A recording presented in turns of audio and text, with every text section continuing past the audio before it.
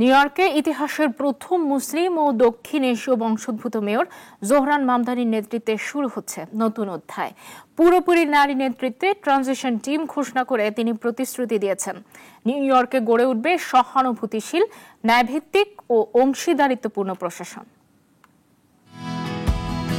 ৫ নারী নিয়ে মেয়র মামদানির প্রশাসনের নিউ ইয়র্ক সিটিতে নতুন ইতিহাসের সূচনা। শহরের নবনির্বাচিত মেয়র জোহরান মামদানি ঘোষণা করেছেন তার প্রশাসন গঠনের কাজ শুরু হয়েছে, আর সেই ট্রানজিশন টিমে রয়েছেন ৫ জন নারী। কুইন্সে আয়োজিত সংবাদ সম্মেলনে মামদানি জানান, দক্ষ ও সহানুভূতিশীল এক সিটি হল গড়াই তার লক্ষ্য, যেখানে প্রচারের প্রতিশ্রুতিগুলো বাস্তবে রূপ পাবে। টিমটির নির্বাহী পরিচালক হচ্ছেন ইলানা লিওপোল্ড, ভাইস প্রেসিডেন্ট হিসেবে থাকছেন সাবেক first deputy mayor Maria Torres Springer, federal trade কমিশনের সাবেক chairman Lina Khan, United Way president Grace Bonilla এবং সাবেক deputy mayor for health and human services Melanie Hartzog. Lina খানকে অন্তর্ভুক্ত করা মামদানির প্রশাসনে প্রগতিশীল সংস্কারের ইঙ্গিত দিচ্ছে। ৩৪ বছর বয়সী মামদানি বলেছেন, এই শহর আমাদের প্রস্তুত দেখতে চায়, হাতে আছে মাত্র ৫৭ দিন, এটাই কাজ শুরু করার সময়। তার জয় নিউ ইয়র্কের ইতিহাসে অনন্য।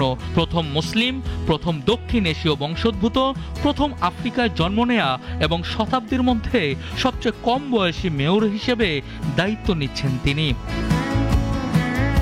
তবে সামনে আছে বড় চ্যালেঞ্জ। সাবেক প্রেসিডেন্ট ডোনাল্ড ট্রাম্পের হুমকি। ট্রাম্প সতর্ক করেছেন, মামদানির দায়িত্ব নিলে তিনি ফেডারেল তহবিল বন্ধ করবেন।